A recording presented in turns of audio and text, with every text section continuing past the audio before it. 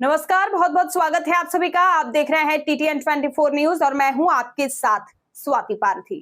तो चलिए शुरुआत करते हैं खबरों की।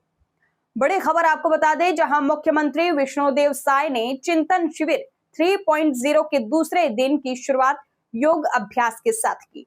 भारतीय प्रबंधन संस्थान IIM नवा रायपुर के स्पोर्ट्स कॉम्प्लेक्स में आयोजित विशेष योग सत्र में उन्होंने मंत्रिमंडल के सदस्यों के साथ विभिन्न योगासन और प्राणायाम का अभ्यास किया।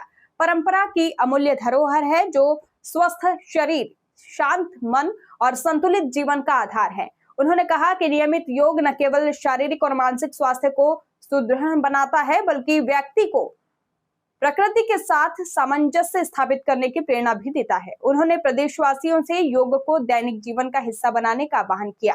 देखिए खास रिपोर्ट। जहां लोग दिव्यांगता देखते हैं, वहां सुशासन सरकार ने आत्मनिर्भरता की नई राह बनाई है। रायपुर के संबल केंद्र में संचालित देश का पहला दिव्यांग गैरेज इसकी मिसाल है। गाड़ियों के कुशल कारीगर 3 पहियों को फिर से रफ्तार देने में जुटे हैं। कोई पुर्जों को जोड़ रहा है तो कोई हर छोटी बड़ी खराबी को बड़ी बारीकी से सुधार रहा है। कल्याण समाज की तरफ से मेरे गाड़ी का बैटरी ख़राब हो गया था, बैटरी मिल गया। चार्जिंग ख़त्म था, चार्जिंग मिल गया। कुछ रिपेयरिंग ख़राब हो जाता है तो रिपेयरिंग का सहूलियत मिल जा रहा है।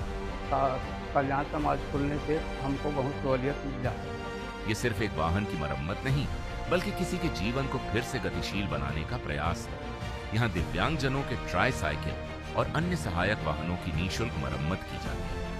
खास बात यह है कि इन वाहनों को नई रफ्तार देने वाले कुशल कारीगर भी दिव्यांग हैं। अपने हुनर और आत्मविश्वास के दम पर ये कारीगर न केवल वाहनों को ठीक कर रहे हैं, बल्कि आत्मनिर्भरता और सम्मान की नई मिसाल भी गढ़ रहे हैं। सुशासन सरकार की यह पहल संवेदनशील शासन और समावेशी विकास का सशक्त उदाहरण है।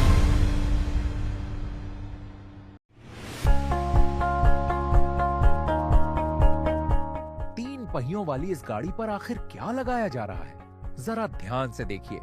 यह है QR कोड। जी हां, अब छत्तीसगढ़ में ऑटो और ई-रिक्शा की यात्रा पहले से कहीं अधिक सुरक्षित, पारदर्शी और भरोसेमंद होगी। सुशासन सरकार की पहल के तहत प्रदेश के 15,000 से अधिक ऑटो और ई-रिक्शा में QR कोड लगाए जा चुके हैं।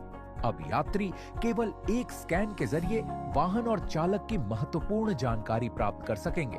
इससे यात्रा के दौरान सुरक्षा और विश्वास दोनों मजबूत होंगे, खासकर महिलाओं, बच्चों और वरिष्ठ नागरिकों के लिए। इस अभिनव पहल ने न केवल प्रदेश में सुरक्षित सार्वजनिक परिवहन को नई दिशा दी है, बल्कि इसे golden book of world records में भी स्थान प्राप्त हुआ है। यह उपलब्धि छत्तीसगढ़ में तकनीक आधारित सुशासन और जन सुरक्षा के प्रति सरकार की प्रतिबद्धता को दर्शाती है। आइए जानते हैं इस पहल के बारे में क्या कहते हैं ऑटो चालक। जो QR कोड लग रहा है वो हमारे लिए भी सुविधा है और यात्री के लिए भी एक सुविधाजनक है। किसी यात्री का सामान कुछ छूट जाता है तो उनके पास पहुंचने में आसानी होगा। QR कोड के जरिए से सामने वाले जो भी कस्टमर है उनको हमारा QR कोड जैसे ही स्कैन करेंगे उसके बाद तुरंत उनको हमारी पूरी डिटेल मिल जाएगा। अब सुनिए पुलिस विभाग से यह पहल यात्रियों की सुरक्षा को कैसे और अधिक मजबूत बनाएगी। ई-रिक्शा ऑटो में महिलाएं भी सफ़र करती हैं, माताएं बहनें सभी लोग इसमें सफ़र करते हैं। तो जब ये सवारी में बैठेंगी ई-रिक्शा ऑटो में तो वो QR कोड जो वहाँ लगा रहेगा उसको स्कैन करेंगे। स्कैन करने के पश्चात अपने परिजनों को भेजेंगी, जिससे उनके परिजन ये जान पाएंगे कि किस ई-रिक्शा ऑटो पे वह जो महिला है सफ़र कर रही है या लड़की सफ़र कर रही है, ताकि एक सुरक्षित सफ़र वो सुनिश्चित हो पाएगा और उसकी ई-रिक्शा ऑटो वालों की पहचान सुनिश्चित हो जाएगी। तकनीक के साथ सुरक्षा, सुशासन के साथ विश्वास, यही है बदलते छत्तीसगढ़ की सशक्त पहचान।